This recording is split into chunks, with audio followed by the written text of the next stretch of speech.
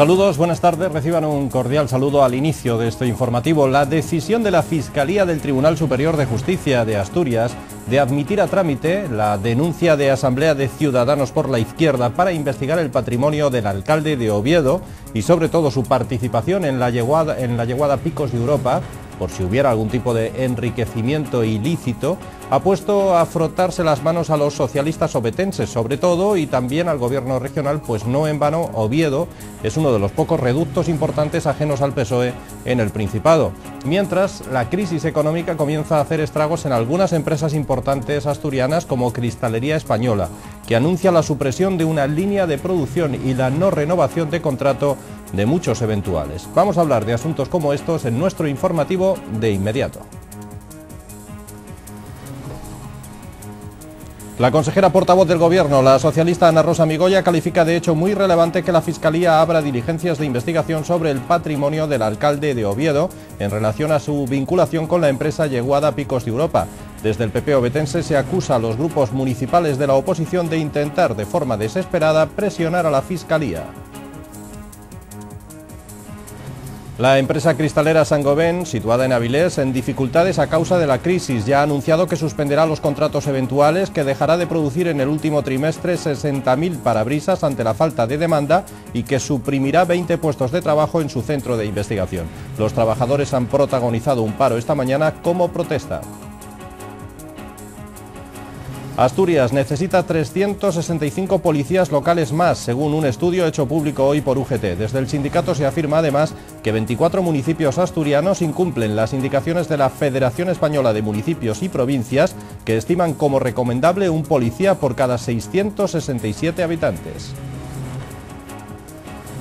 El actor Antonio Resines estrena el viernes en Avilés y en toda España Noviembre, la última obra de David Mamet. La obra no puede ser más actual, ya que se centra en el despacho oval de la Casa Blanca, pocos días antes de unas elecciones a la presidencia estadounidense. Santiago Ramos, en su papel del presidente, hará multitud de tejemanejes para conseguir volver a ocupar el despacho oval.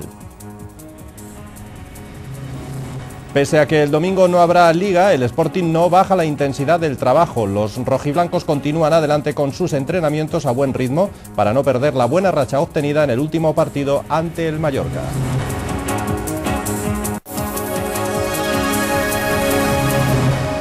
La consejera de Administraciones Públicas y además portavoz del Gobierno regional, la socialista Ana Rosa Migoya, ha asegurado hoy tras el Consejo de Gobierno que es un hecho muy relevante. Ha dicho que la Fiscalía del Tribunal Superior de Justicia de Asturias abra diligencias de investigación sobre el patrimonio del alcalde de Oviedo, Gabino de Lorenzo, del Partido Popular, a raíz de la denuncia presentada por Asamblea de Ciudadanos por la Izquierda en relación a la vinculación de este con la empresa Yeguada Picos de Europa. Aunque inicialmente aseguró que hay que respetar el trabajo que realice a partir de ahora la Fiscalía, Migoya no dudó en señalar que les parece una noticia de mucho calado. Mientras, el equipo de gobierno del Ayuntamiento de Oviedo ha acusado a los grupos municipales de la oposición de intentar, de forma desesperada, presionar a la Fiscalía para que no estudie con libertad e independencia las denuncias presentadas para que investigue el patrimonio del alcalde de Oviedo. A dejar que las instancias que tienen que trabajar trabajen, hagan su cometido, pero en todo caso decir que este es un hecho muy relevante. Eso no se nos escapa a nadie, que la Fiscalía Anticorrupción abra diligencias contra la declaración de bienes, contra el alcalde de Oviedo, y que va a ser investigado. Por lo tanto, eso es un hecho de una relevancia y de una importancia que yo creo que nadie pone en duda. A partir de ahí, vamos a dejar que la propia Fiscalía haga su trabajo y cumpla con su función. Esta misma consejera, Ana Rosa Migoya, ha respondido también a las últimas declaraciones de los nacionalistas catalanes. Migoya dijo que Asturias seguirá defendiendo sus criterios y sus intereses en relación a ese nuevo modelo de financiación autonómica, buscando así un sistema coherente, equilibrado y justo. Añadió Migoya que esa defensa choca frontalmente con la posición que ha realizado recientemente el dirigente de Convergencia y Unión, Artur Mas. El dirigente nacionalista catalán pidió recortar la financiación a regiones pobres como Asturias y destinar ese dinero, dijo, a Cataluña. En polémicas con ninguna fuerza política ni con otras comunidades autónomas, decir que nosotros, lógicamente, vamos a seguir manteniendo nuestros criterios y defendiendo nuestros intereses. Y la defensa de nuestros intereses y de nuestros criterios choca frontalmente con valoraciones de esa naturaleza. Y, por lo tanto, no vamos a hacer ninguna dejación de responsabilidades. Es más, el consejero, yo creo que en los distintos foros en los que tuvo la oportunidad de expresarse ha sido muy claro recientemente y hace muy pocos días en el propio Parlamento asturiano, y la posición es sobradamente conocida del Gobierno, y creemos que Asturias necesita una financiación adecuada a los costes de los servicios en esta comunidad. Precisamente el Consejo de Gobierno de hoy ha servido para aprobar varias propuestas en materia de vivienda pública, y es que la visita de la ministra de Vivienda, Beatriz Corredor, que estaba prevista para el viernes pero que finalmente no se va a producir a Asturias, debía permitir la firma de varios convenios con el Principado. El más importante de cuantos debían firmarse será, lo será en un futuro, el que va a desarrollar el plan estatal y el que pondría en marcha la construcción de 2.000 viviendas de protección oficial en nuestra región. Decíamos, esta misma mañana se hablaba de este asunto, pero esta tarde se nos comunicaba que finalmente la ministra de Vivienda no estará en Asturias esta semana. La ministra de Vivienda, Beatriz Corredor, traerá temas importantes en su agenda de visita a Asturias. El principal será la firma de 4 convenios con el Principado que permitirán la construcción de 2.000 viviendas con algún tipo de protección oficial. Se firmará un acuerdo muy importante en materia de vivienda, en desarrollo del Plan de Vivienda Estatal, que nos va a permitir desarrollar 4 convenios de viviendas con algún tipo de protección, que son más de 2.000 viviendas, significa poner en el mercado más de 2.000 viviendas con protección, y los convenios serán 2 en San Claudio y 1 en la Malata, en Oviedo, y el 4 en Arriondas, el denominado Convenio de Desarrollo de Arriondas Norte. Otro de los asuntos que abordará la ministra será la firma de un acuerdo con la Fundación Niemeyer para que el centro sea la sede de la Bienal Internacional de Arquitectura. Todos estos datos fueron dados a conocer tras el Consejo de Gobierno celebrado hoy, en el que se acordaron también otras cuestiones, como la aprobación de importantes actuaciones en materia de desarrollo de suelo industrial, que supondrán una inversión de casi 19 millones de euros. Se trata de la ampliación de las obras correspondientes a los polígonos industriales de Barres, en Castropol, para la tercera fase de este polígono, 4.491.523 euros, para la segunda fase del polígono de Guadamía, en Ribadesella, que son 5.590.494 euros, para el polígono de La Cardosa, en Grao, con 5.590.494, y el de Valliniello Retumés, en Avilés, con 4 millones de euros. La empresa Saint-Gobain, cristalería española, se está viendo en la cuerda floja a causa de la crisis. Esta empresa, una de las más importantes de Avilés, después de ArcelorMittal, ha anunciado que suspenderá los contratos eventuales, que dejará de producir en el último trimestre 60.000 parabrisas en Avilés ante la falta de demanda del sector, y que suprimirá al menos 20 puestos de trabajo en su centro de investigación. Para protestar por todos estos cambios, desde luego nada beneficiosos para los trabajadores, estos han convocado un paro de 2 horas esta mañana, el cual ha sido secundado por todos ellos. En agosto se trabajaron más jornadas de las que correspondería por calendario, porque se entendió que había demanda suficiente, y un mes más tarde nos plantean exactamente lo contrario, que es parar la actividad en una línea para reducir la capacidad de producción. La crisis mundial que atraviesa el sector automovilístico ha llegado también a Asturias, en concreto a la división Saint-Gobain y Cristalería, dedicada a la fabricación de lunas y parabrisas para el sector. Con motivo de dejar de producir cerca de 60.000 parabrisas, la empresa anuncia que va a suprimir medio centenar de empleos. Por todo ello, los trabajadores de Saint-Gobain han convocado esta mañana un paro de 2 horas, que ha sido sucumbido por todos los trabajadores. Además, también aprovecharon el parón para denunciar otros problemas a los que se enfrentan, como la supresión de una de las líneas de fabricación. Para sentarnos a discutir una posible reestructuración, tenemos que tener la garantía de que el Centro de Investigación y Desarrollo va a tener futuro a medio plazo. Desde las organizaciones sindicales piden a la empresa que asuma los cambios mediante colocaciones en el interior de la factoría, además de incentivar la formación del personal. El censo de policías locales en Asturias demuestra que hay un alto envejecimiento de estos trabajadores y además que se necesitan más policías. En concreto, Asturias necesita 365 policías locales más, según un estudio hecho público hoy por UGT. Desde este sindicato se afirma además que 24 municipios incumplen las indicaciones de la Federación Española de Municipios y Provincias, que estiman como lo más recomendable tener un policía por cada 667 habitantes.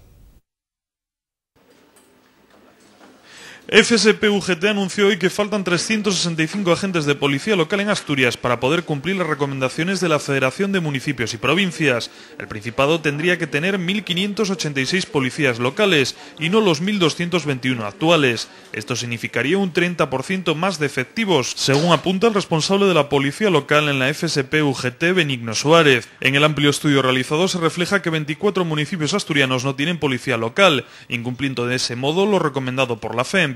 Suárez resaltó que en la actualidad el Principado tiene un policía por cada 881 ciudadanos, cuando tendría que tener uno por cada 667.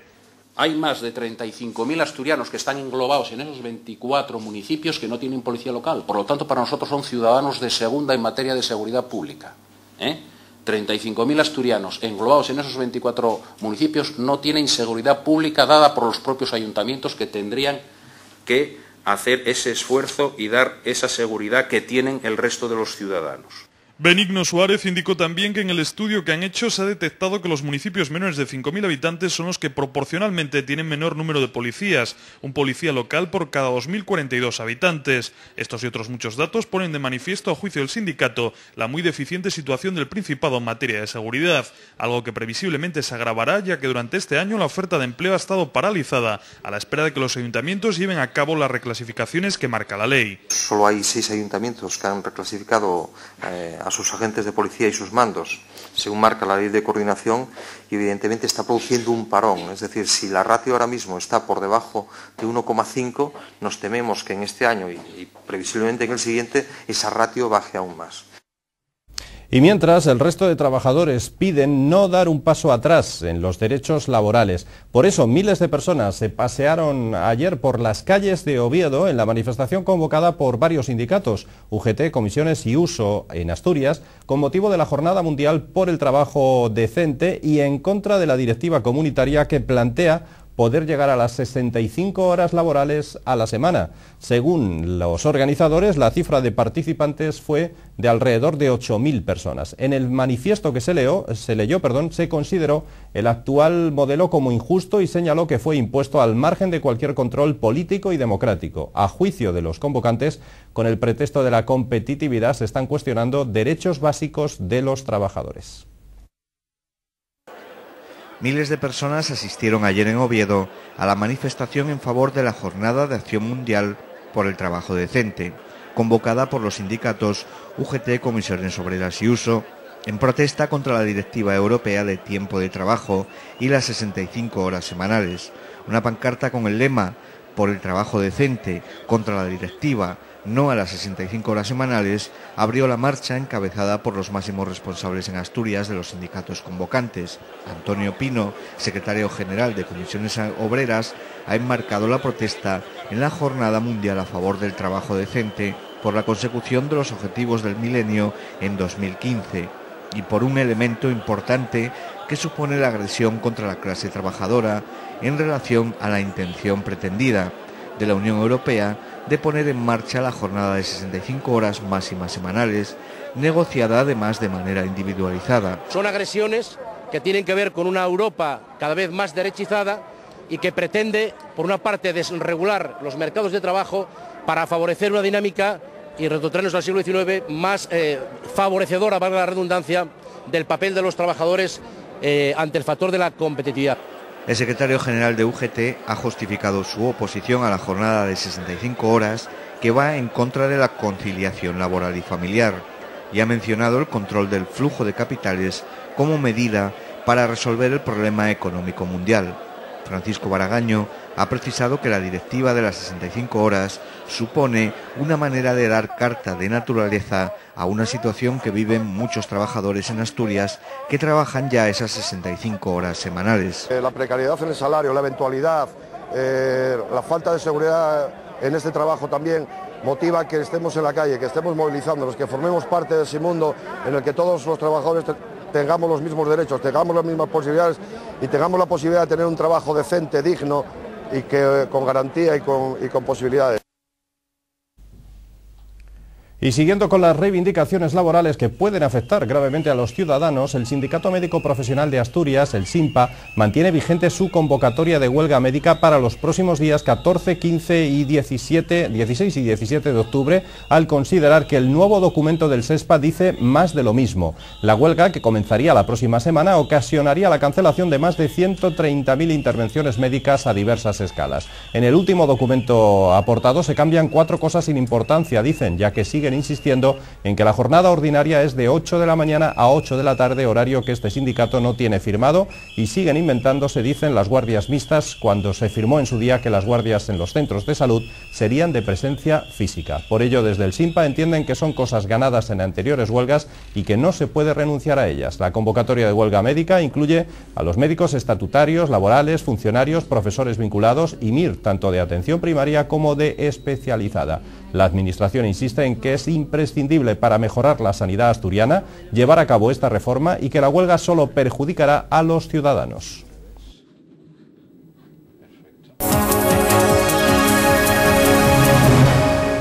Un día más tenemos que hablarles de la crisis económica que padecemos, una crisis que no se va a acabar en apenas un trimestre o dos. Así de rotundo ha sido Carlos Monasterio, catedrático de Hacienda Pública, y es que, según este profesor, la crisis está afectando ya a los mercados españoles y ejemplo de ello son las medidas que está tomando tanto el Banco Central Español como el Banco Europeo para hacer frente a una crisis que, según el catedrático, se extenderá al menos hasta finales del 2009. En el marco de las jornadas de la distribución territorial en España, hoy ha sido el turno del catedrático de Hacienda Pública de la Universidad de Oviedo. Bajo el título Gestión Autonómica y Estado de Bienestar, los nuevos retos, Carlos Monasterio ha dado su punto de vista a esta nueva forma de gestión, más cercana de un Estado federal que de una única unidad. También se ha referido al estado de bienestar, que si bien España entró con mucho retraso con respecto al resto de países europeos, luego consiguió llegar a él. Sin embargo, para el profesor, lo hizo de forma errónea.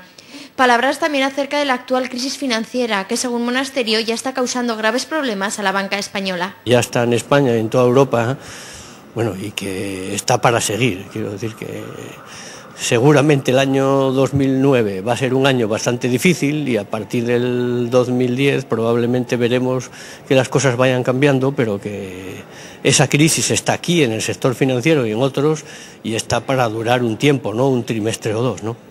Para el catedrático, los nuevos retos se centrarían en una mejor distribución de las obligaciones de cada una de las administraciones y en saber mejorar la rentabilidad de los presupuestos de cada una de las transferencias.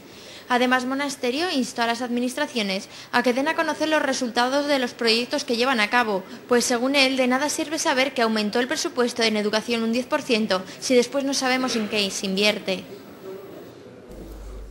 Más cosas, hablamos del veterano sindicalista Nicolás Redondo. El ex sindicalista y ahora también analista político Nicolás Redondo ha estado hoy en Asturias, en Gijón concretamente, donde ha dado una conferencia bajo el título El sindicalismo pasado y futuro. Pues bien, para este analista, para este sindicalista que ha sufrido la represión franquista y que fue desterrado a las urdes, considera que se ha trazado un largo camino hasta llegar a las actuales libertades sindicales y políticas, y durante su conferencia ha hablado de la desdramatización que ha hecho Zapatero de este asunto de la guerra civil y de la situación actual, lo que le ha servido, ha dicho Nicolás Redondo, para tener a su lado a los sindicatos.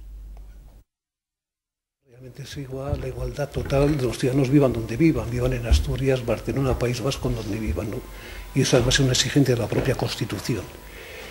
Luego también entró, en fin, no sé, no me ha gustado, pero de alguna manera personal ante la existencia de las varias versiones que se oye sobre el tema de Sobresa, y paso con una cierta delicadeza porque me parece que me corresponde. Luego algunas diferencias que hemos tenido realmente con el gobierno de alguna manera, lo que ha sido a último también todo lo que es la participación de los sindicatos y la forma en que estos han colaborado realmente en la consecución de las libertades democráticas.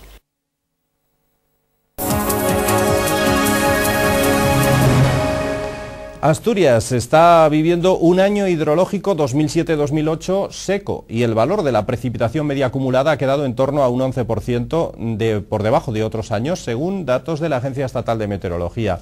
Así, la primera mitad del año resultó extremadamente seca, de forma que el periodo de 6 meses comprendido entre octubre del 2007 y el 31 de marzo del 2008 fue el de menores precipitaciones medias en Asturias y en España de entre todos los periodos análogos de la serie histórica iniciada en 1947. En cambio, la primavera del 2008 fue muy lluviosa, de forma que las precipitaciones de los muy húmedos meses de abril y mayo compensaron en buena medida el importante déficit de precipitaciones que se ha ido acumulando a lo largo de los meses de otoño e invierno. De este modo, el déficit medio acumulado pasó del 40% a fecha del 1 de abril del 2008 al 9% a mediados de junio. Durante el verano, en julio y agosto, las precipitaciones fueron en general bastante escasas y en septiembre se registraron valores próximos a los niveles normales para este mes. Respecto a la distribución geográfica de las precipitaciones acumuladas en el año, en algunas regiones como Asturias, curiosamente, no se llegó a compensar el déficit de lluvias del periodo de otoño e invierno, de forma que las precipitaciones quedan incluso por debajo del 75% de sus valores medios. Nos vamos al teatro. El actor Antonio Resines estrena el viernes en Avilés y en toda España Noviembre, la última obra de David Mamet. La obra no puede ser más actual, ya que se centra en el despacho oval de la Casa Blanca en Estados Unidos, pocos días antes de unas elecciones a la presidencia norteamericana. Santiago Ramos, en su papel de presidente, hará multitud de tejemanejes para conseguir volver a ocupar el despacho oval. Se trata de una obra ácida, crítica, donde precisamente se habla de lo dispuestos que están muchos políticos para mantener o para conseguir el poder. Con la llegada del mes de noviembre, el tema de actualidad estará centrado en las elecciones estadounidenses, pero antes y en España se estrena Noviembre, la última obra de David Mamet, en la que el futuro presidente de Estados Unidos debe presentarse a su reelección, algo que ve muy difícil. Santiago Ramos, en su papel de presidente, hará multitud de tejemanejes para conseguir volver a ocupar el despacho oval. Muy feroz en lo que supone de crítica del poder y de la utilización del poder, de los medios de comunicación, del dinero y de todo el tipo de cosas que alguien que tiene todos esos resortes del mando en sus manos puede utilizar, ¿no? José Pascual, director de Noviembre, define la obra teatral de una sátira política divertida y feroz, que si bien el presidente no hace el papel de Bush, sí que es cierto que la sombra de este personaje deambula por la escena. Santiago Ramos será el encargado de dar vida a un presidente demasiado acabado como para ser reelegido. Tan poderoso su carácter y sobre todo su cabeza, que en fin, yo creo que la conclusión es que Dios nos coja confesados en manos de qué gente estamos, ¿no? Ana Labordeta, Cipriano Lodosa o Jesús Alcaide completan este reparto que estrenará Noviembre la noche del viernes en Avilés y que continuará su gira por el panorama nacional hasta el próximo otoño.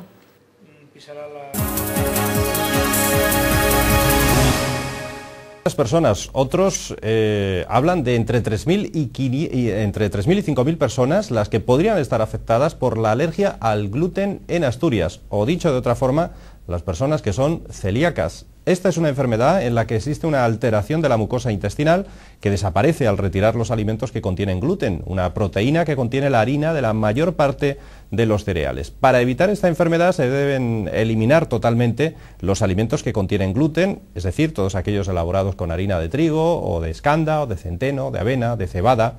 El maíz, el arroz y el resto de los vegetales, así como las carnes, pescados y lácteos, no contienen gluten, por tanto no tendrían que ser eliminados.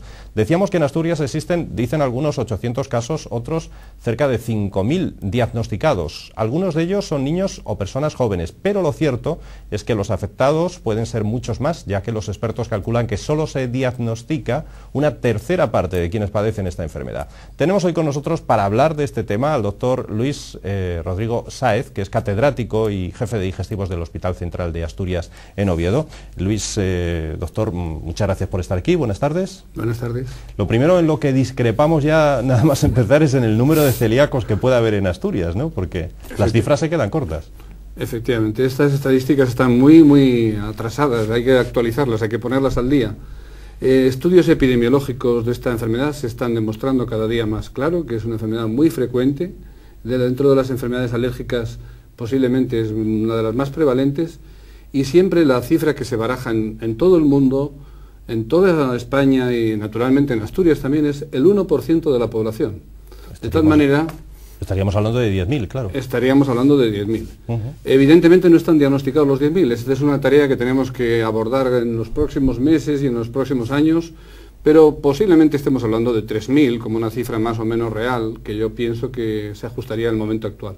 Bueno, usted lo debe saber mejor que nadie como jefe de digestivos del Hospital Central de Asturias. ¿Ha aumentado el número de personas afectadas por esta enfermedad?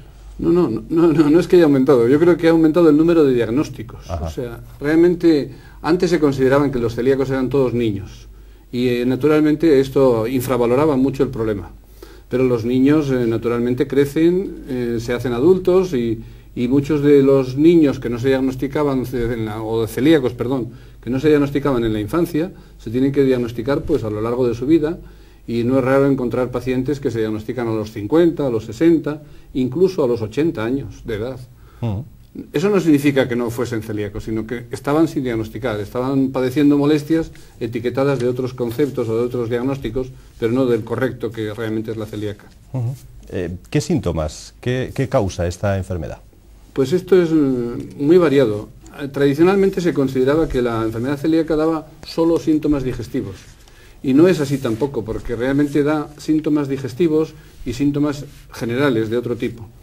Es muy frecuente que los pacientes celíacos tengan molestias digestivas de todo tipo, dolor abdominal, malas digestiones, hinchazón, gases, y se hablaba fundamentalmente de diarrea como una expresión también de la enfermedad. Pero hoy en día sabemos que este espectro clínico se ha ampliado y hay personas que tienen estreñimiento, que es exactamente lo contrario de lo que uno sería de esperar en un celíaco, y también son celíacos. Se habla también de otros síntomas como afectación respiratoria, catarros frecuentes, afectación de la piel, afectación articular, afectación muscular, afectación neurológica. Es decir, que es una enfermedad que se debe considerar una enfermedad sistémica, que afecta a todo el cuerpo o puede afectar en un momento determinado a todo el cuerpo. Me imagino que el tratamiento pasa evidentemente por suprimir todo lo que lleve gluten. No sé si esto es siempre fácil, claro. No, evidentemente es fácil, relativamente fácil en casa, comiendo en casa, porque uno sabe muy bien lo que cocina y la composición de los alimentos. Es muy difícil fuera de casa, porque evidentemente la mayor parte de los alimentos que se cocinan o se preparan en restaurantes, en cafeterías, etcétera, suelen llevar harina de trigo, que es la que hay que tratar de evitar a toda costa, y va camuflada en muchos productos, y va preparada en las planchas, y va contaminada en el aceite que se cocina. Es decir, que es muy difícil quitarlo del todo fuera de casa. ¿Qué problemas sufren quienes padecen esta enfermedad? Porque, sobre todo a la hora de conseguir alimentación, tampoco es fácil encontrarla en las tiendas sin gluten, ¿no? No, afortunadamente el panorama está cambiando de una forma radical en los últimos años.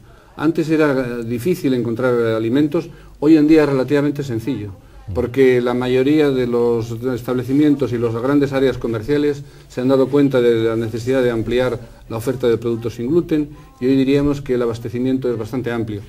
El problema es que es caro, porque es más caro que los alimentos normales con gluten, y realmente no hay ninguna ayuda para este tipo de colectivo de pacientes, y realmente sería necesario el que la Administración se sensibilizase con el tema y favoreciese de alguna manera la adquisición más económica de estos productos.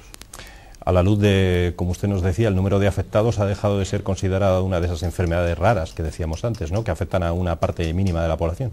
Por supuesto, yo diría que podemos incluso pasar al extremo contrario, decir que es una enfermedad muy frecuente.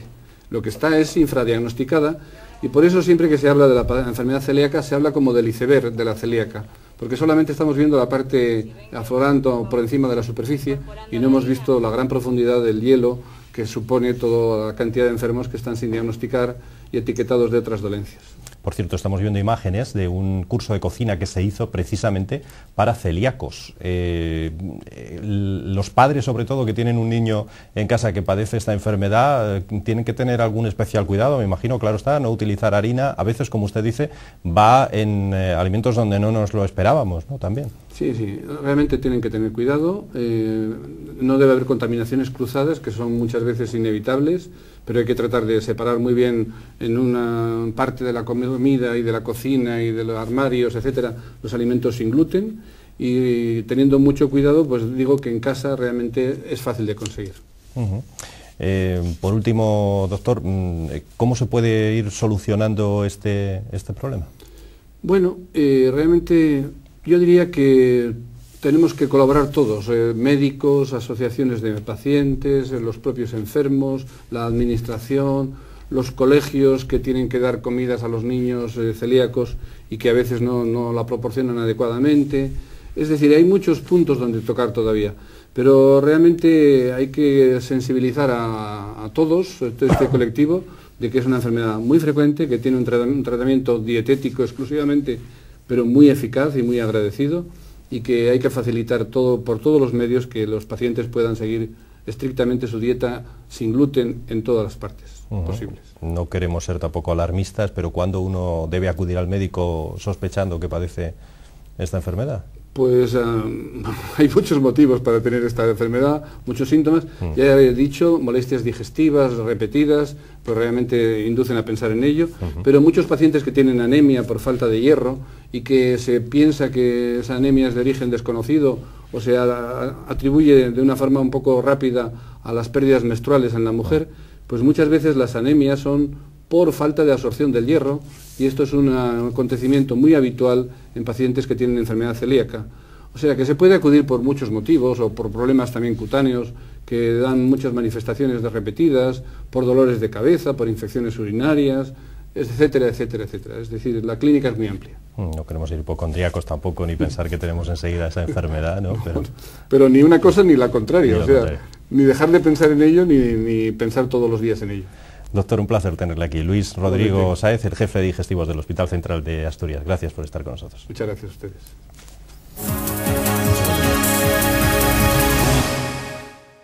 Cambiamos de asunto. La gira benéfica que está llevando a cabo el grupo de bailes camboyanos, impulsada por el jesuita asturiano Quique Figaredo, ha pasado por el Teatro Filarmónica de Oviedo después de hacerlo el sábado por Gijón.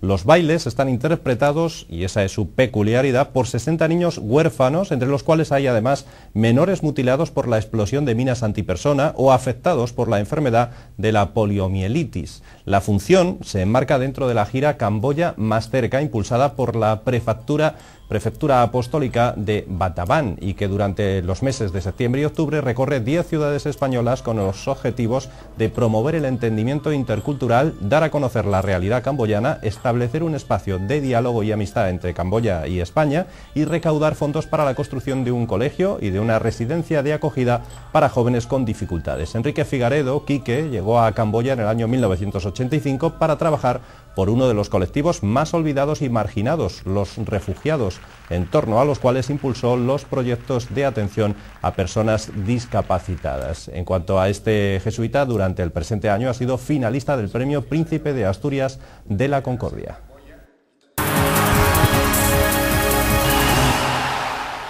Tiempo ya para hablarles de deportes, para meternos en harina con el Real Sporting. Los rojiblancos no tienen compromiso liguero este próximo fin de semana. Ya saben, la liga para por que juega la selección, pero siguen adelante con sus entrenamientos. Y es que ni Pedro ni Neru, por ejemplo, pudieron finalizar el entrenamiento de hoy por sendos percances que en principio no parece que les impida estar disponibles para el choque el próximo día 19 ante el Osasuna. El próximo domingo no habrá liga, pero el Sporting sigue adelante con sus entrenamientos a buen ritmo. La victoria de Mallorca ayuda a mantener la intensidad y hace que el trabajo diario se afronte con alegría. Para algunos de los componentes de la plantilla rojiblanca, las cosas han cambiado mucho en tan solo 6 jornadas. Neru y Gerard empezaron el campeonato sin entrar en las convocatorias y ahora se han hecho con la titularidad. El mensaje es claro: Preciado cuenta con todos sus hombres y el trabajo será el que marque si juegan o no. Quizá pues sale un poco de lo normal que empezáramos tanto Neru como yo fuera de la convocatoria y ahora por circunstancias pues estemos jugando y las cosas estén yendo bien, ¿no? Yo creo que es bueno, que es importante que a uno se le valore el trabajo, y yo creo que eso es una forma de hacer ver a la gente que trabajando y currándoselo todo en todos los entrenos al final llega tu premio, ¿no? Y en este caso pues al menos personalmente para mí es de agradecer, ¿no? Desde el encuentro ante el Villarreal, el Sporting ha sufrido una metamorfosis en su juego, más solidaridad, más coordinación entre líneas, arreglos defensivos. En esos aspectos pueden estar las claves del resurgir del equipo tras encajar sendas goleadas. El equipo está más compacto, más juntito, más más ordenado y bueno, eso la verdad es que sí que puede dar puntos, ¿no? Porque aparte de todo esto somos un equipo que corremos muchísimo, nos entregamos siempre al 100% y ponemos un ritmo alto a los partidos, ¿no? Luego ya si estamos acertados de cara a gol o no, es otra historia, ¿no? Pero bueno, el orden, el estar juntos es una de las cosas básicas que al principio de liga pues nos costó un pelín más hacerlo, pero bueno, también porque enfrente teníamos a rivales de mucha entidad, ¿no? Preciado ya tiene a su disposición a Cuellar, Carmelo y Luis Morán, que regresaron de Mallorca con secuelas, mientras que Andreu, Diego Castro y Barral trabajan a menor ritmo, aunque evolucionan bien. No abandonamos el capítulo futbolístico, hablamos ahora de la selección española, que ya les contábamos antes que juega en unos días. Este fin de semana debe afrontar partido de clasificación para el Mundial ante Estonia. Uno de los dos asturianos en ese combinado nacional es Santiago Cazorla, que sufrió una contusión en la cara externa de su pierna izquierda durante el entrenamiento, pero que por suerte al final todo se quedó en un susto y por tanto podrá jugar. El centrocampista, que fue sometido a unas pruebas médicas, se recuperó sin problemas y podrá estar a disposición del técnico el próximo sábado. Esto es un golpe, cada día irá menos, se me da más, yo creo, y bueno, estaré un poco dolorido estos días, pero no pasará nada más, ¿no? Sí, Diego se ve que tiene una rotura en el aductor o algo por el estilo, creo, y es una baja importante, ¿no? Además, yo creo que va a estar parado pues un tiempecito y es una baja importante, como digo, y esperemos que se recupere lo antes posible, ¿no? Sí, porque como te digo, todavía tengo alguna molestia, ¿no? El golpe está ahí, es todavía esta mañana y todavía molestaba un poco por la tarde, ¿no? Pero bueno, puedo entrenar más o menos normal y como te digo, espero que en estas horas todavía mejore mucho más, ¿no? Cerramos este tiempo dedicado al deporte hablándoles de Fórmula 1 porque este fin de semana regresa el gran circo de la Fórmula 1 con la disputa del Gran Premio de Japón. Tras su victoria en Singapur, Fernando Alonso afronta la cita en el trazado de Fuji con optimismo, aunque sabe que será difícil repetir el triunfo. El Gran Premio de Japón, que se disputa en el circuito del Monte Fuji, representa de nuevo en la temporada una difícil papeleta para Fernando Alonso tras su victoria en la carrera nocturna de Singapur. Aunque el ánimo del equipo Renault está por las nubes, el asturiano sabe que el trazado nipón representa volver a la realidad, porque el circuito de Fuji tiene la recta más larga del mundial y ahí la falta de potencia de su motor se va a notar mucho. Para ser medianamente competitivo en la recta deberá descargar la aerodinámica del coche y eso le penalizará en el resto del circuito con curvas amplias en la primera parte y muy cerradas en la final. La lluvia que cayó a raudales el pasado año en esta ocasión solo está prevista para el viernes y eso hace que aspirar al podio sea a priori una misión muy difícil para el doble campeón del mundo. El británico Lewis Hamilton, vencedor el pasado año bajo un diluvio y líder del mundial con 7 puntos de ventaja sobre el brasileño Felipe Massa, puede en esta carrera ir perfilando su título mundial. Fuji debe favorecer al McLaren Mercedes de Hamilton, que además va a tener una escudería Ferrari que no puede cometer ni un solo fallo con Felipe Massa si quiere que éste logre el título. La de este fin de semana será la segunda carrera consecutiva que se disputará en Fuji, un circuito propiedad de la firma japonesa Toyota.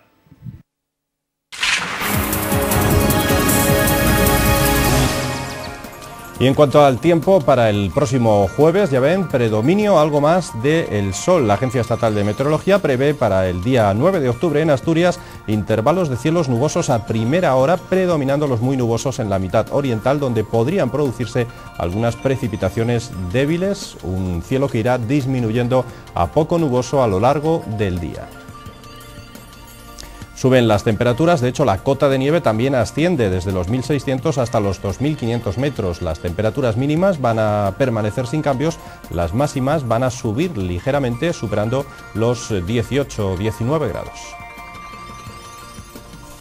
Hasta aquí la información en este día, en este miércoles. Recuerden que volvemos mañana a partir de las 20:30 horas. Ahora les dejamos con nuestra programación y con el recordatorio de que en cualquier instante pueden ustedes consultar las noticias de esta casa a través de nuestra página digital. Hasta mañana, feliz noche.